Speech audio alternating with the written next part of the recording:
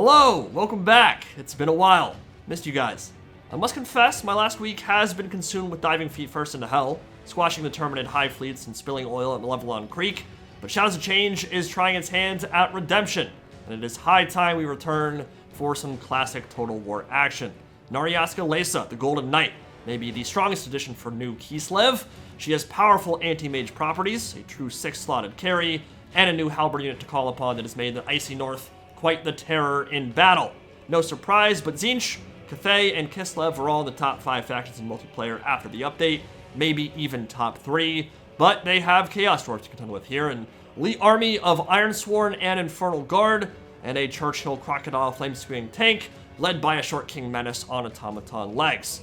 Gonna be metal, gonna be hot, let's get it poppin' with the army selections, and for the Dawi Zar, your extremely rusty boy is in command of the Legions of Asgore, Astrogoth Ironhand at the helm, Stone Mantle, and Mechanical Overdrive to keep him tanky and hitting hard well into late game, but the Golden Knight might just have ways to neutralize that.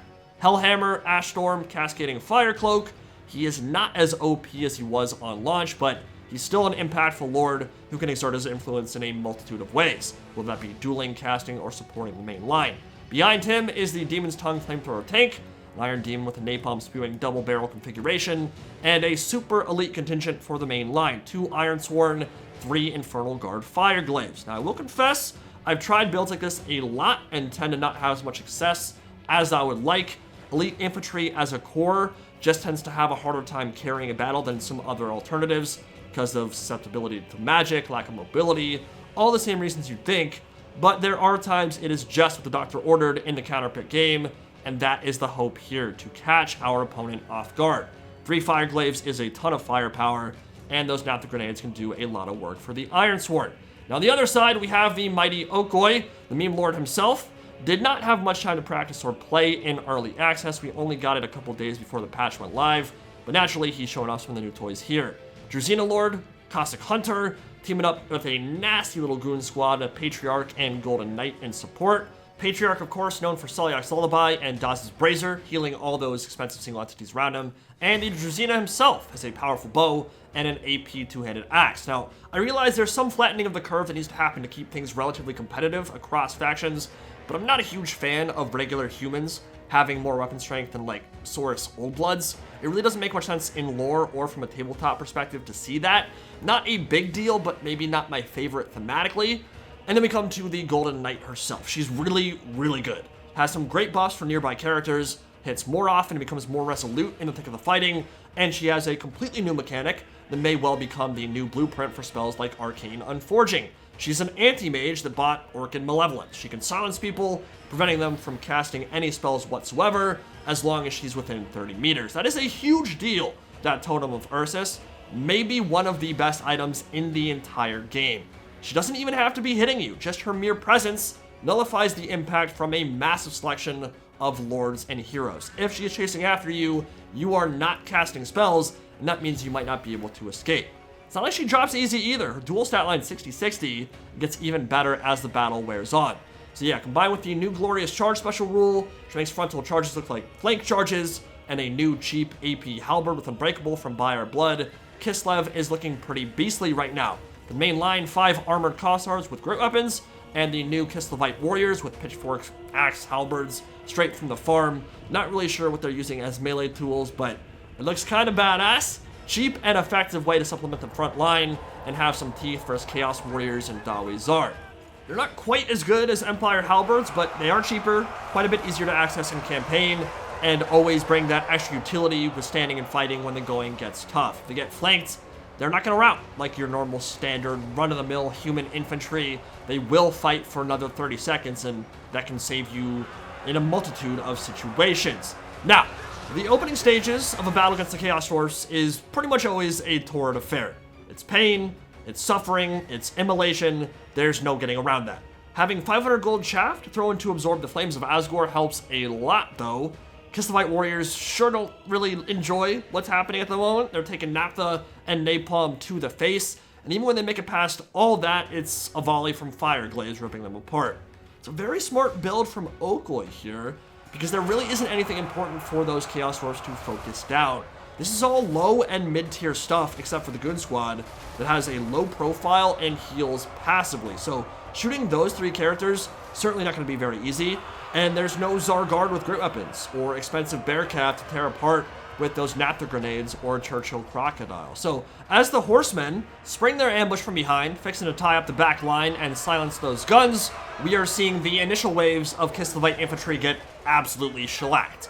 Already a ton of wavering, multiple halberd units essentially deleted from existence, and a few feints and retreats from the slaves to get the Ironsworn into position and get some good grenade volleys off. But the Goon Squad went straight for Astrogoth Ironhand, and the only option he has there is to flee. Ironsworn dropping the hammer with their nades, heating explosives into the armored Kossars, and cascading Fire Cloak kicks Fireglaive melee defense, I think, up to like 60, and improves their weapon damage. Those affixed bayonets should make life miserable for the horsemen, who are just doing their job being a nuisance in the back line. And here's where things start getting really interesting.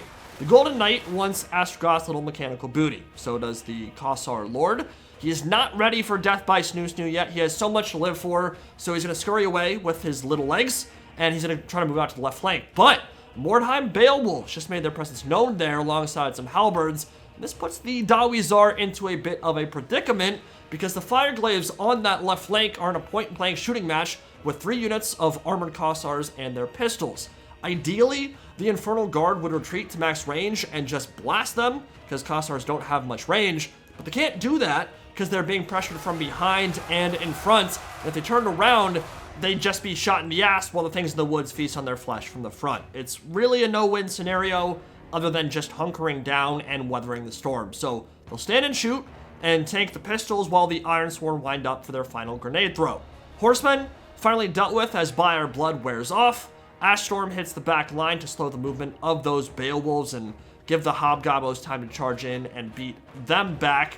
The Steam Tank, or rather the Iron Demon War Engine, maneuvering around looking for an opportunity to fire down the length of these formations and really give them the what for, but the Goon Squad has now turned their attention towards it, and a big shot coming in towards routing halberds and actually killing a good few number of Ironsworn. Not ideal there. Flame Resist should help them somewhat, but hurt a little bit.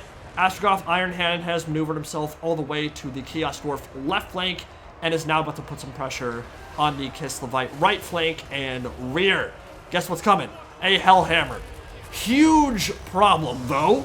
The triple ententes of armored Kossars had an attack order on those routing Fireglaives, and as they chased after, well, they accidentally dodged a really big spell that would have shredded 3 of their units. It wasn't intentional. Oko didn't see that spell coming. There was a lot to micro at this point in the battle, but that might have just saved his right flank there, because that would have done a lot of damage. Both players putting a lot of pressure on each other's range units. The Napalm tank getting some good volleys in there on the Kislevite left.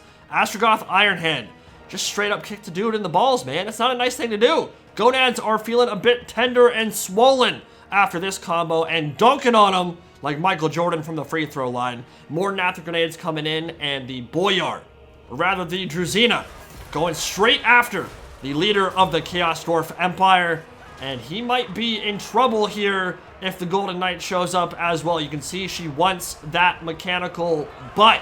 Horsemen charging in from behind to tie down the Iron Demon War Engine, which is moving forward, and its melee hasn't really been used much this game, but you kind of see why here, right? A lot of those cheap halberds with 15 bonus versus large, and even the armored Kossars have AP as well, so staying in melee isn't really where that tank wants to be. Astrogoth is in dire straits right now. He could really use some Temple Guardians, some Bull Centaur Taruks, or even just some Great Weapon Cavalry, something to give him mass, to give him some bodyguard potential, but there's nothing for him right now. It's all infantry. This is one of the downsides of these extremely elite Infernal Ironsworn and Infernal Guard formations. Your support and mobility can suffer because that immobile infantry corps is just so expensive. While the Fireglaives are reaping a terrible toll amongst the Kossars, blasting them with volley after volley and making this look like a Napoleon battlefield, the Great Stone Mage is making his way to an early grave as the Golden Knight spanks him with her glowing blue sword. He's been silenced for the last minute, completely unable to defend himself here, to cast spells, to do much of anything but try to flee, and the Goon Squad cut him off and isolated him at the perfect time. Great use of Naryska Leysa there from Okoi, and shows the kind of impact she can have, even if she isn't necessarily doing tons of damage. I think the Druzina probably hurt more, simply because of that high AP value. So, as they come back and Astrogoth Ironhand flees from the battlefield, the Fireglaives are being run down by halberds. Cheap halberds are going to trade upwards into those ranged units, and now the Ironsworn are making their stand. Chaos Dwarfs are not out of this game yet. They've got really powerful infantry remaining. They still have some Fireglaives, and most importantly, they still have that tank.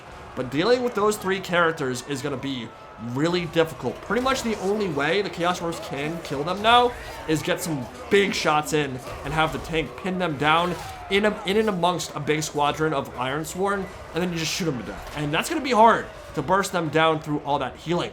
Solyak's Lullaby and Daz's Brazier, both those options should give them healing that will help them sustain through that kind of fight. So balance of power is in favor of Kislev for the moment. Fireglaives beating back the unwashed masses as more armored Kossars pour through the breaches, and they're just stacking bodies waist high at this point. I cannot believe that we used to literally line up in formations about 100 yards from each other and just blast each other with muskets. That's how the battle has gone. With all these ranged troops, revolutionary Napoleonic warfare essentially, staring into each other's helmets and letting the gunpowder rip. Posh Dawizar saying, "These country rustics are so inept." As you know, they get mowed down themselves. And to this point, the extra bodies has been one of the major deciding factors in Kislev's favor. Infernal Guard and Ironsworn have made good account of themselves, good value across the board, but simply cannot kill quite enough to shift the tides. And now the Wolfpack is on the hunt and they smell blood. Iron Demon is leaking oil, not from damage, but from fear, and might have difficulty escaping now, though there are some Ironsworn coming over, and they might be able to pin these guys down in time. We'll see. Fire Will still on for the tank, trying desperately to escape here. Golden Knight showing no mercy. They might have just peeled off to go deal with the infantry. This battle is well and truly wrapped up regardless. It's too much of a tall order for the Dawizar to deal with this Goon Squad. They're healing the entire time. They're gonna be full health by the end of this battle. Army losses is very likely to kick in momentarily, but not before the Demon's Tongue spews a few more napalm volleys into the midst of the Kislevite horde. Warriors charging in with their pitchfork halberds, Fire Blood activated, and many more will die. A horrible, terrible, no good, very bad death before this battle is all said and done. The Unbreakable tank charging into melee, ripping and tearing them apart. But as soon as the Golden Knight has had her fill of Ironsworn, she will head this way and deliver the coup de grace to the Demon. So this is a really interesting one. I love the Iron Demon War Engine, especially the Napalm variant. It's just such a cool regiment of renown. Any of those regiments that really kind of defy the basic archetype that a unit typically provides, I really enjoy. Like the Raven's Heralds are not just normal light cavalry with some stat modifiers. They're a completely different unit. And that's how I kind of feel about the Demon's Tongue as well, as the Druzina comes in and actually will be the one to deliver that killing blow. A bow shot from point blank range as the tank explodes. That was actually pretty cinematic, very cool. But yeah, I like those regiments of renown that completely change how the unit functions, as opposed to just being like a modified, slightly different variant of one. So, in this battle, I think we saw multiple things here. Number one, Kislev, I do believe, are going to be very, very strong on this patch. Not that Chaos Dwarfs aren't. I think Chaos Dwarfs are still a very good faction. What I brought here is not what you would see from competitive or tourney level play, partially due to the skill, obviously, but also simply because the build itself, and I knew going into it, is just not what you typically want against a faction that can go so wide as Kislev. And yeah, something like Bull Centaurs would have been super useful here, but it's kind of hard to afford that when you got 2 Ironsworn and 3 Fireglaives. And I have been trying to make the Infernal Guard Corps work.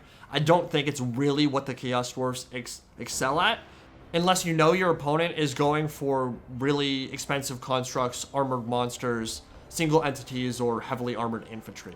That is where they really start to generate tons and tons of value. And you see there, I mean, a bunch of them got like 1,300 value or so. They all paid for themselves but they just weren't able to clear enough chaff to then isolate that goon squad and really deal with them. And certainly my army was lacking something to deal with Naryska, Leysa, the Patriarch, and that Družina. Now, the Družina got 2100 value, most of the damage done to Astrogoth Ironhand in the duel. Naryska, Leysa only got 950 or so, but the Golden Knight was really the main factor there, I think, because she silenced Astrogoth that entire time. And imagine if I'd been dropping Hellhammers that entire time as he was running around.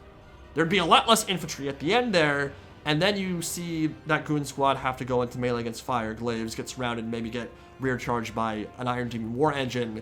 That could be a different battle entirely. But the fact that they were able to go so wide, have all that cheap AP, meant that Okoye was pretty much ready for the Infernal Guard build, and he punished it very effectively. GG to him.